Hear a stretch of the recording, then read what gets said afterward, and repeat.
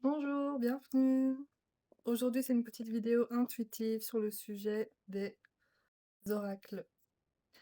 Alors, que ce soit les oracles ou le tarot, d'ailleurs. Euh, et ça peut même s'étendre à d'autres protocoles ou autres soutiens, je dirais, dans l'énergétique. Euh, alors déjà, de un, je trouve que c'est intéressant de dire qu'il ne faut pas forcément des compétences particulières. Bon, désolée pour le bruit. Il faut pas des compétences particulières pour arriver à tirer des cartes. Euh, Évidemment, il y a des personnes qui ont plus de prédisposition et qui ont plus de facilité, mais ça c'est comme tout. C'est comme dans la cuisine, il y en a qui cuisinent mieux que d'autres, qui ont plus de facilité en tout cas. Et voilà, c'est tout. Il n'y a pas de, il y a rien de plus à, euh, à observer à ce niveau-là. Euh, Évidemment, avec l'expérience aussi, on acquiert plus de facilité à capter les messages. Et aussi, c'est aussi plus facile de faire un tirage de cartes pour d'autres personnes que pour soi-même. Parce que comme on est impliqué dans le tirage, évidemment, des fois, il peut y avoir un petit conflit avec le mental qui se pose des questions, qui, je sais pas moi, ça peut réveiller des peurs ou des questionnements. Voilà, ça peut être plus stressant de se tirer des cartes par moment sur un sujet qui nous stresse déjà initialement. Donc ça, c'est intéressant aussi je dirais, à pratiquer, à pratiquer davantage pour être davantage dans la réception, dans l'apaisement, d'être dans le détachement aussi. Donc c'est vraiment ça qui se joue quand on tire des cartes. En fait, il faut être dans le détachement, ne pas attendre une réponse précise. euh, Et bah oui, savoir mettre ses peurs de côté et ne pas mettre aussi, il faut éviter de mettre tout le pouvoir sur les cartes, donc le pouvoir décisionnel. Euh, à savoir, c'est que les cartes aussi ne sont pas, comment dire, ce qu'elles vont prédire ne sont pas forcément toujours, comment dire, ne va pas forcément ça va pas forcément se passer exactement comme on avait tiré dans les cartes. Excusez-moi pour la phrase, c'est pas très clair, mais ce que je veux dire par là, c'est que il y a toujours une possibilité de changement. Donc, c'est-à-dire que si aujourd'hui je tire des cartes pour une question du futur, il est possible euh, que ça soit pas totalement juste, parce qu'il y aura peut-être d'autres données à ce moment-là qui aura été, euh, il y aura eu du mouvement dans la vie et tout, qui fait que la réponse donnée n'est pas totalement exacte.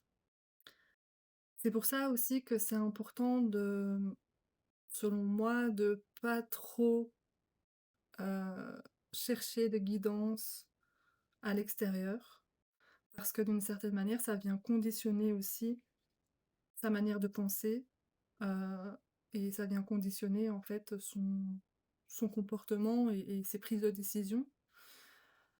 Euh, je donne un exemple tout simple. Imaginons, je ne sais pas, quelqu'un donc dans sa guidance me dit, ah, vous allez déménager d'ici 3 mois. Alors que, imaginons, j'y avais pas pensé du tout. Et en fait, juste de recevoir l'information, ça vient déjà planter une graine de, ah, peut-être que je vais déménager. Et donc, ça vient ouvrir cette possibilité et ça vient créer en fait une possibilité vers cet avenir-là. Donc, en fait, le fait d'implémenter une idée avec une guidance, ça vient conditionner la personne qui suit la guidance. Euh, donc c'est important en fait de garder son discernement tout d'abord en étant sûr que la personne que l'on suit dans ses guidances soit juste et qu'elle soit vraiment, euh, comment dire? Qu'elle ait des pensées et qu'elle ait un positionnement qui est quand même assez bien, structuré en tous les enfin, ce que je veux dire par là, c'est que ça doit être une personne qui est saine, qui reste à sa place, qui ne demande pas à, à guider, en fait, qui ne se transforme pas, dans un pseudo-gourou. Hem, il y a des personnes qui vont faire des guidances et qui vont ouvrir le discernement et d'autres qui vont fermer le discernement. Parce qu'elle a une position qui affirme, son idée. Tandis qu'il y a d'autres personnes qui vont ouvrir les questionnements, qui vont ouvrir hem, les champs des possibles, qui vont ouvrir à la remise en question. Donc c'est essentiel d'aller, chercher des guidances envers des personnes qui ont cette position-là d'ouverture plutôt que de fermeture et qui tendent vers une, dépendance aussi. Parce qu'il y en a certains, c'est pas parce qu'on se dit spirituel que l'on est, lavé de toute blessure et tout mauvais comportement. Donc il y a beaucoup de gens qui ont besoin de se sentir validés, de se sentir reconnus, de se sentir, utiles et ayant une place, que du coup, même dans la spiritualité, il y a des personnes qui n'ont pas un bon positionnement et qui ont ce besoin-là d'être vues et suivies. Et quand on est dans cette, dynamique-là, en fait, on la personne n'est pas, alignée, elle n'est pas, juste et donc c'est important d'être dans le discernement à ce moment-là.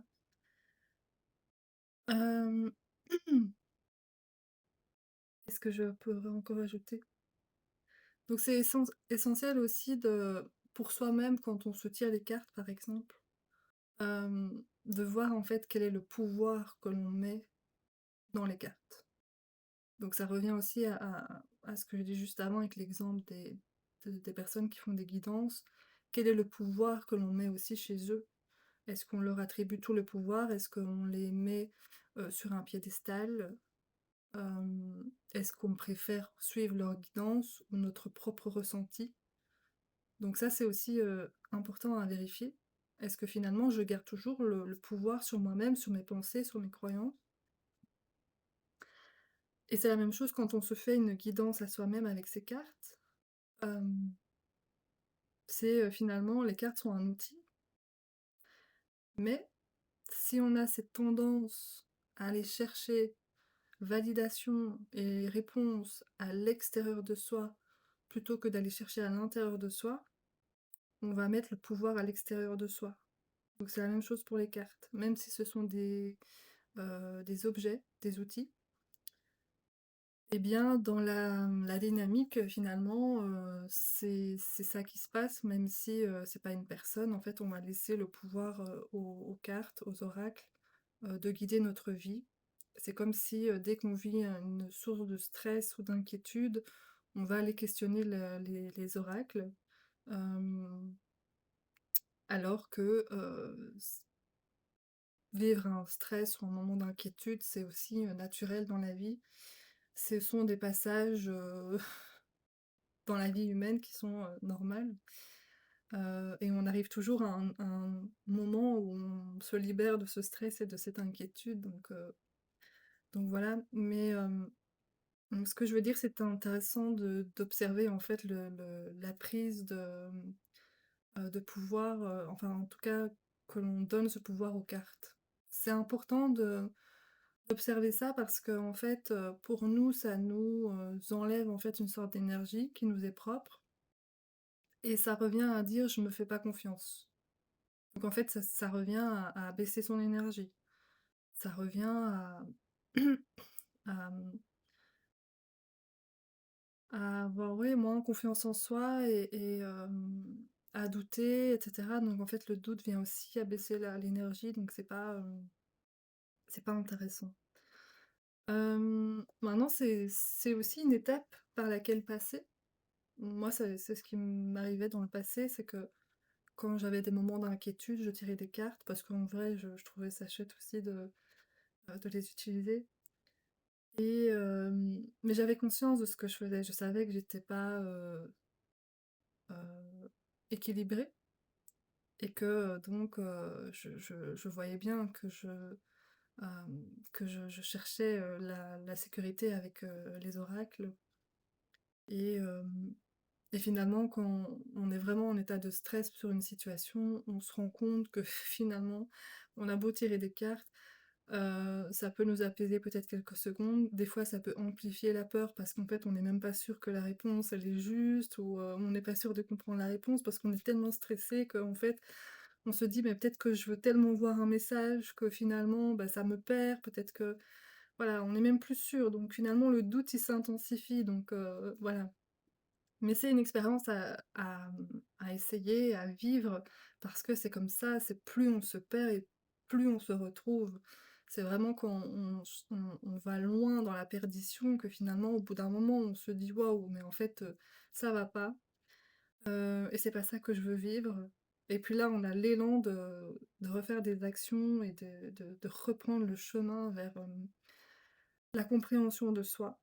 Donc c'est un long chemin aussi à faire, mais c'est primordial. Hem, donc voilà, c'est vrai que c'était intéressant, je pense, de pouvoir parler de ce phénomène, de ce système, en fait, de dépendance et de pouvoir que l'on donne, des fois, aux cartes ou à d'autres choses, hein. Ça peut être, hem, par exemple, les personnes qui ont besoin de nettoyer leur intérieur avec de l'encens et qui le font, assez, régulièrement et cetera pour en fait, s'apaiser dans et les rassurer en fait sur une sécurité. Hem, c'est à nouveau, créer une sécurité, extérieure et qu'en fait on l'a pas à l'intérieur de soi.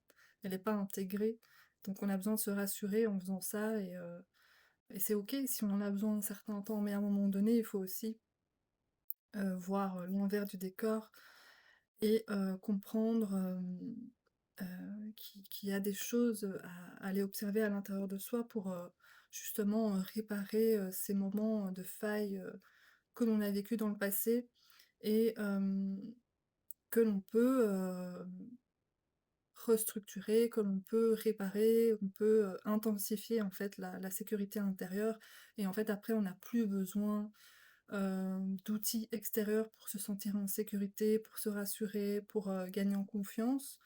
Ça se fait, de manière, naturelle et par la suite, quand on a des moments de doute, il y a des moments qui sont inconfortables, mais en fait, il y a toujours une petite voix intérieure qui dit: «C'est pas grave, aie confiance, ça va aller. C'est juste un mauvais moment à passer». Une fois que le stress, la peur, remonte, après ça s'apaise tout seul et donc voilà. Hem,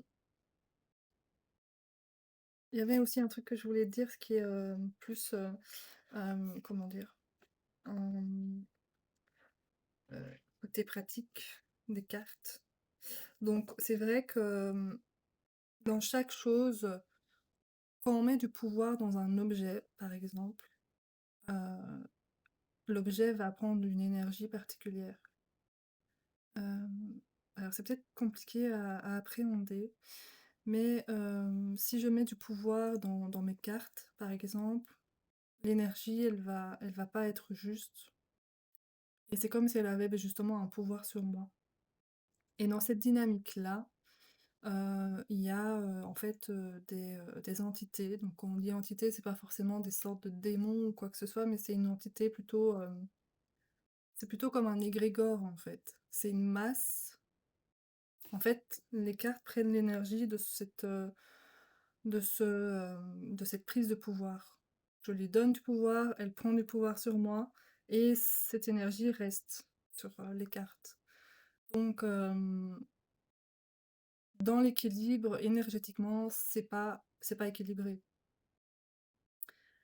C'est pour ça que c'est important d'avoir ce discernement, de comprendre, si OK, je mets du pouvoir dans les cartes, oui, c'est vrai. OK, je le vois, je l'observe, c'est OK, je me juge pas avec ça, mais j'en ai conscience. Avoir conscience des choses, c'est pouvoir aussi se libérer de toute emprise et ce qui est intéressant aussi de faire pour, libérer, justement, l'énergie que l'on dépose, sur nos cartes, donc quand on est, bah, dépendant ou quand on a l'impression qu'on a moins de pouvoir, qu'elles ont plus de pouvoir que nous, en tout cas pour les décisions, et bien, il suffit en fait de taper comme ça, donc la vibration en fait elle va se dissiper. Donc ça peut paraître un peu drôle. Moi je me rappelle que j'avais appris ça, je trouvais ça un peu, bizarre, et finalement, c'est vrai que, mais ça s'observe, hein, ça nettoie en fait parce que la vibration, c'est,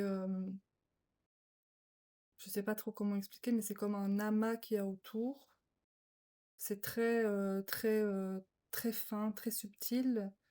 Mais si on sent qu'il y a une sorte de densité, comme avec de la chaleur, ça veut dire que c'est chargé énergétiquement, et par exemple, en faisant ça, en tapotant dessus, juste deux trois fois, en fait, ça vient, casser, cette vibration, la l'énergie va se se dissiper, en fait, tout simplement, et donc voilà,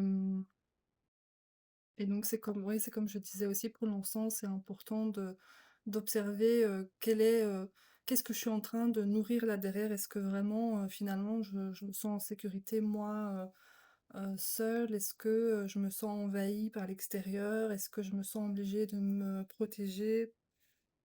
Est-ce que j'ai peur? Enfin voilà, c'est toujours en lien avec des peurs et des insécurités, donc c'est important d'aller, observer, à l'intérieur de soi. Voilà, et je pense que je l'avais déjà partagé dans une autre vidéo, mais je vais quand même le redire. Donc, comme je disais, la sécurité vient de l'intérieur de soi, et c'est vrai que c'est pas quelque chose de facile, à acquérir. Ça prend du temps, ça dépend des personnes. En tout cas, moi, ça a pris du temps. Hem, mais ce qui est bien de faire comme exercice en état un peu méditatif, c'est, de détendre en fait son corps, de relâcher, les tensions, musculaires, et c'est, ensuite d'aller, donc de visualiser, ressentir que les racines, poussent, au niveau des pieds et vont descendre jusqu'au noyau de la terre. Donc on va vraiment, faire descendre les racines. Peut-être qu'on les voit, peut-être pas, peut-être qu'on ressent au niveau des pieds, on voit ce qui se passe, puis ça descend, ça descend, peut-être qu'on voit des couleurs au niveau des racines. Et puis elles vont dans le noyau de la terre. Là, en fait, on demande à transmuter les énergies qui sont, lourdes, qu'on n'a plus envie de porter, et on demande à remonter des énergies qui sont beaucoup plus douces, beaucoup plus, positives, qui vont nous aider. On peut demander, des énergies de sécurité, de confiance, d'amour, voilà. On visualise, on ressent que l'énergie remonte à travers les racines, et puis, en fait, elles vont remonter au niveau, des pieds, les jambes, les genoux, voilà, puis après ça remonte au niveau du bassin, du chakra sacré, le plexus solaire, le cœur, la gorge, le troisième œil, le coronal. C'est marrant parce que je me le fais, en fait, je sens que ça remonte en énergie. Après on monte, au-dessus, on va à la source, et on connecte à la source. Donc là, en fait, on devient canal, hein, on est branché en bas, branché en haut. Et puis là, on demande à ce que l'énergie de la source redescende à travers la tête, à travers le coronal, voilà. Ça descend au niveau, de la tête, gorge, et puis on arrive au niveau du cœur. Et en fait, là, on visualise, on ressent que l'énergie de la terre remonte, donc elle arrive au niveau du cœur. L'énergie de la source redescend, elle arrive au niveau du cœur. L'énergie se concentre ici, elle s'harmonise, elle s'expanse, et elle va vers l'extérieur. Ça libère. Et donc l'énergie s'expanse, s'expanse. Et là, on ressent, je sais pas si vous allez ressentir, mais en tout cas, moi, je ressens que c'est toujours très fort. On se sent un peu étourdi, un peu comme ça, parce que l'énergie, elle est quand même très, très forte aussi. On sent qu'on se sent plus joyeux peut-être aussi, plus léger, il y a moins de problèmes et cetera. Ça libère, ça libère des trucs. Et donc voilà, on imagine que cette énergie, elle s'expanse autour de nous. Ça peut rayonner très, très fort aussi, ça dépend des personnes. Et en fait, cette énergie qui va s'expandre à l'extérieur, en fait, finalement, c'est ça la protection. Parce qu'en fait, quand on est lumineux soi-même, déjà de 1, tout ce qui est basse fréquence ne peut pas arriver. Il y a pas de, c'est un peu, enfin, j'ai une j'ai une phrase qui me vient, mais je vais la dire, c'est un peu bête, mais c'est un peu comme une fourmi, elle peut pas prétendre devenir aussi grande qu'un humain. Ben c'est un peu la même chose. S'il y a des basses fréquences, pardon, elle peut pas prétendre monter de fréquence comme celle qu'on vient de faire et de se connecter, qui est connectée à la terre et au ciel. Hem, donc en fait, quand on est dans cet état-là, on est, en sécurité, on est dans l'amour, on est dans la joie, donc on est dans des fréquences plus hautes, hem et automatiquement, tout ce qui n'est pas à la même fréquence ne vient pas, en fait. Quand on dit, on attire ce que l'on vibre, et bah, c'est ça. C'est, heu, c'est un peu, comme quand, vous allez voir une personne, que vous appréciez, c'est un ami ou quelqu'un de la famille et en fait, à chaque fois que vous voyez cette personne-là, il tire la tête, il n'est pas joyeux. Bah, vous, en fait, vous allez sortir de là, vous allez être, pesé, par, enfin, ça va être lourd, quoi. Par contre, si vous voyez un ami ou, une personne de votre famille qui est hyper joyeux, et bah, ça va vous tirer vers le haut aussi et donc voilà, c'est automatique. Donc quand l'énergie, elle se partage, donc en fait, ça se fait automatiquement et là, quand par exemple je dis: «Bah, en fait, on attire ce que l'on vibre», si on est dans des états de joie, d'apaisement, on va rencontrer des personnes qui seront dans cet état-là aussi. Moi, personnellement, ça fait longtemps que je choisis, en fait, mon entourage. Alors ça n'a pas été facile, par moments, c'était un peu, douloureux, c'était triste, mais c'était essentiel pour moi et si je l'avais pas fait, aujourd'hui, je pourrais pas me ressentir dans ces vibrations-là qui sont beaucoup plus hautes parce que j'aurais toujours, hem comme besoin de me mettre, bah, de continuer à être comme eux, en fait. À être, dans des trucs, dans des énergies beaucoup plus basses, en fait. Même si je les aime, hein, voilà. Mais, à un moment donné, en fait, il faut faire des choix aussi et il faut s'entourer des personnes qui nous rendent lumineux, des personnes qui voient, en fait, nos capacités, des personnes qui croient en nous ou qui nous encouragent, hem En fait, les personnes qui voient le beau chez les autres, c'est essentiel. Moi, dans mon entourage, il y avait des fois des personnes qui, étaient toujours dans la critique, même pas méchamment, hein, mais c'est leur façon d'être. Ils sont comme ça avec eux, donc ils le sont avec les autres. Hem, quand je sais pas moi, si j'entreprends quelque chose et que la personne, va me remettre en question tout le temps et me dire: «Oui, mais et ça, t'as pas pensé?» ou nanani nanana, au lieu de me dire: «Ah ouais, c'est cool, continue», voilà, c'est 2 choses différentes et donc c'est vraiment important de s'entourer des personnes qui nous font du bien, que quand on rentre chez soi, on est là: «Ah, c'était trop bien, c'était chouette» et il faut oser, mettre de la distance avec les autres personnes qui nous plombent et par expérience, parce qu'on dit beaucoup de choses, hein, donc je témoigne de ma propre expérience où quand, jusqu'à la dernière personne où j'ai, pris la décision de prendre des distances, donc ça a été dur, ça a été sur plusieurs années et des fois, c'était pas forcément des mauvaises personnes, mais il y avait quand même quelque chose qui était pas équilibré et jusqu'à une dernière où j'ai vraiment, j'ai hésité pendant, presque 2 ans, je crois et finalement je lui ai dit, je dis: «Stop, moi je veux plus qu'on soit amis parce que je sens que ça va pas» et c'était pas la première fois, il y avait eu plusieurs, accros.